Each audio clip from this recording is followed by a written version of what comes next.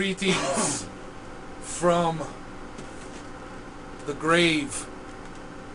Killer King of Crystal Lake, Zero Voorhees. Haddonfield's homeboy, Jamie Myers, the Mad Hatter of Splatter. And before we get back into this news, I'm going to say one thing. Okay, just to clarify a little something, because it's been brewing with me over the past few days, and I don't like it. Okay, I saw someone, I'm not going to mention your name. Did you say her? Huh? Did you say her? No, I said I saw someone. Oh. We're not going to mention his or her name. Okay. But I saw you said, well, the Nightmare on Elm Street remake is good, or it's pretty good, and it made blah blah blah X amount of dollars. Well, the Beatles made more money than fucking Slayer. It doesn't mean it's better. Eminem probably makes more money on record sales than ICP. Don't make that better either. That's a very good point. Yeah. So I don't give a fuck what makes more money. No. There's lots of shit that makes more money. There's an old saying, a fool and his money are soon parted. So a lot of fools and their money were parted. Brad Fuller and Michael Bay and all them make more money than every single one of us on this channel combined. Does that make them better than any of us? Fuck no. Hell to the no. So your little theory about because it makes more money is bullshit, and I just wanted to tell you that because it's been brewing with me over the past few days. And you got to get it out, because that's if you don't, you end up. I'll have an ulcer, and I don't want that. Or you climb a clock tower and just start wasting people. And you just can't have that. Can't have that going on at all. So yeah, think about that next time. Just because something makes more money doesn't mean it's better. That's true.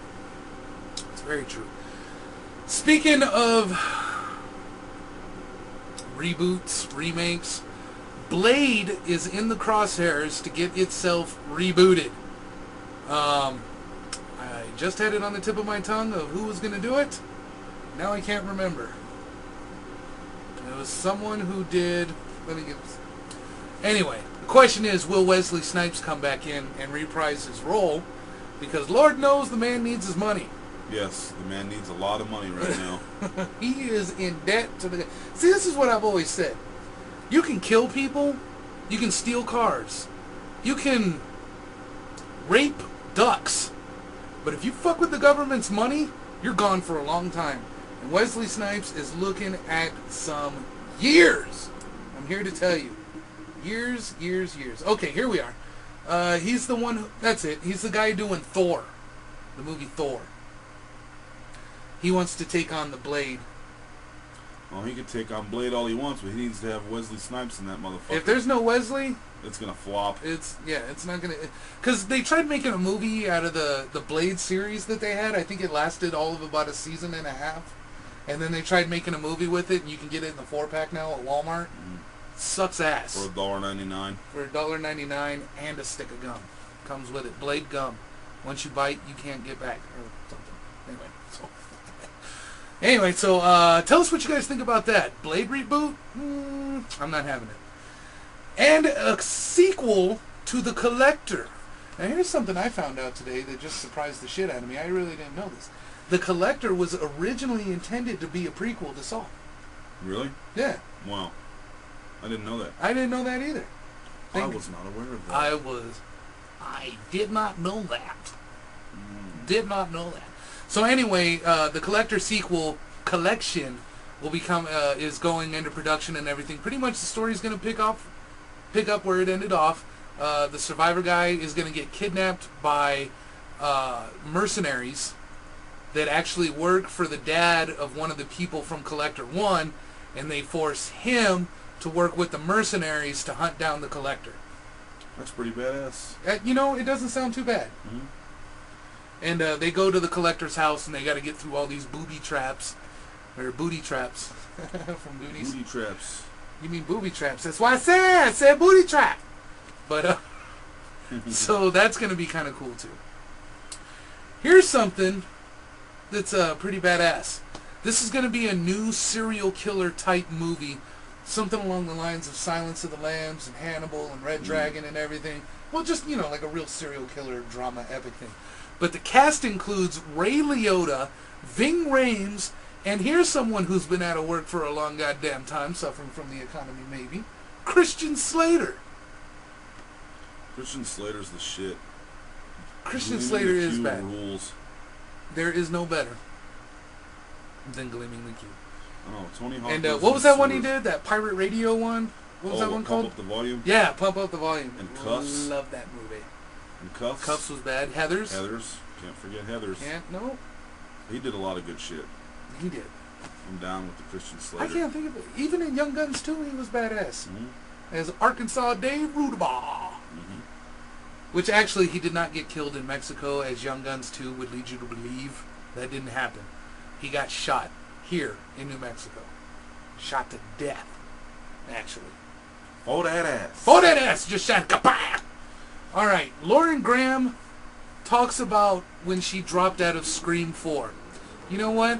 No one listens to a dropout in high school. I ain't going to listen to a dropout from Scream 4, so it really doesn't matter.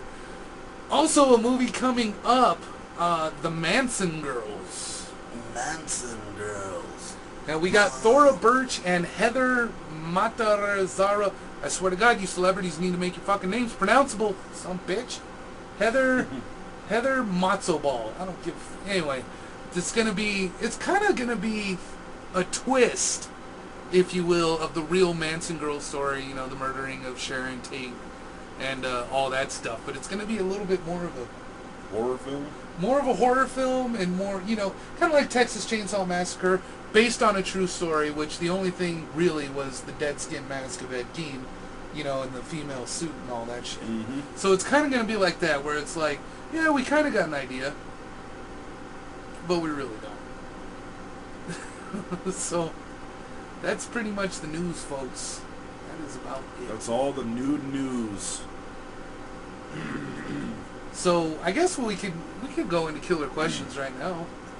We're all set up for it. For that ass. Time for KQFDA In the morning. And now, your local headlines. Zero Voorhees was found in the gutter. And that's all.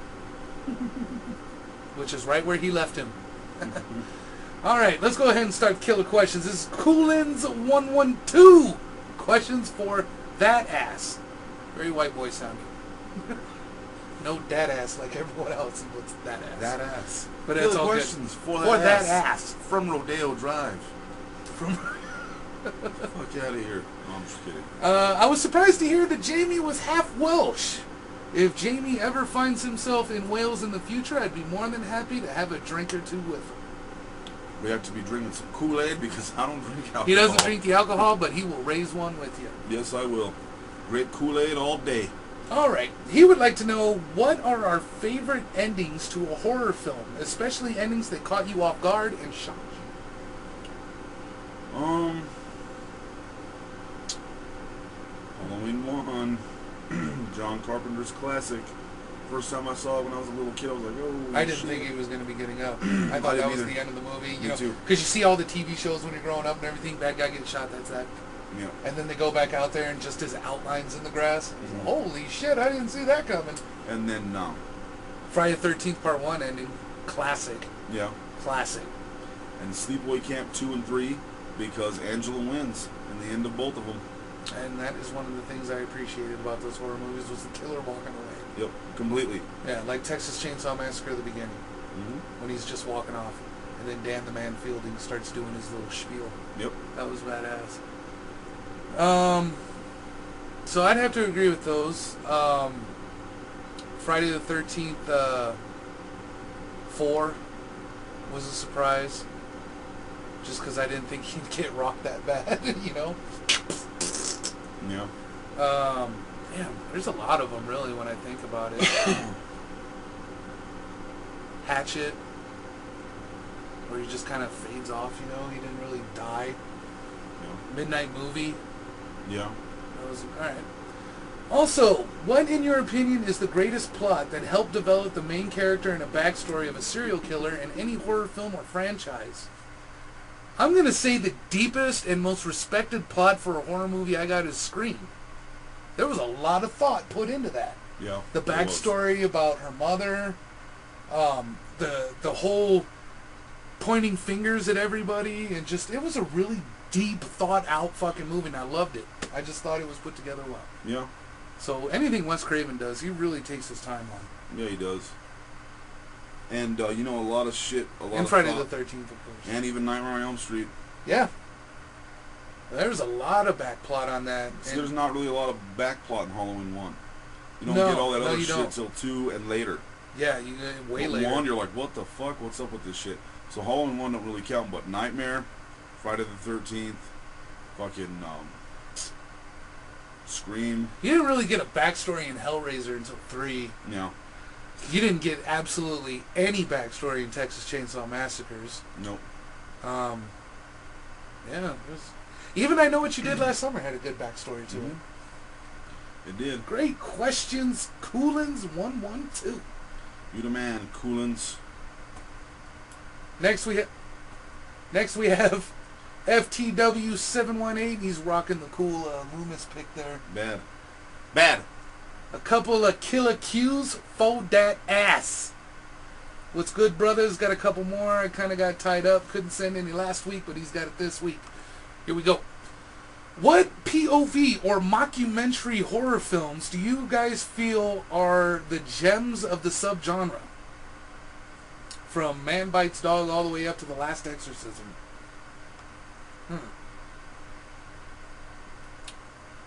Let me see. I think Hatchet. No, there wasn't a lot of POV or mockumentary in that. POV? Mockumentary? Yeah, like Blair Witch and stuff like that. Blair Witch sucked. That's true. Mockumentary? I don't know. POV? Oh, it's where it's set like a documentary. So it's like Paranormal Activity, that kind of stuff. Cloverfield. Oh, no. Then we're going Behind the Mask. The Leslie Yes! movie. That Yes! movie's bad as a motherfucker. Yes. And POV, Halloween 1, of course. Right. That's the POV champ film. Yeah, Behind the Mask. I gotta go with that. Any of you have an idea of possibly a new tradition within the holiday of Halloween? Personally, I think the holiday could use something fresh besides the horror marathons, dressing up as an icon, Myers preferably, and scaring the living shit out of people, which I love to do every year, but I just know one of you, if not both of you guys, have an idea of a great new activity. Here's what I used to do. Now, I'm sure the statute of limitations is over on this, so I'm going to go ahead and say it. This is incriminating shit. From the years 1994 to about 1998, I used to stalk the sorority houses around UNM every Halloween. I was scaring the shit out of sorority girls and frat dudes because they were all, how they're all up on university, there's the girls are on one side of the road and the guys are on the other. Every Halloween, I'd stalk them from their cars. They would, more times than not, they were drunk and I'd scare them and they were fucking running into houses and shit. That was a great Halloween tradition. UNM police looked for my ass every year, never found me. That's how badass that was. Oh, man. Honestly, you know what your new tradition should be, man? If you can afford it, I don't know your financial situation. Halloween Horror Nights. That's my new tradition. And that's there you go, HorrorCon.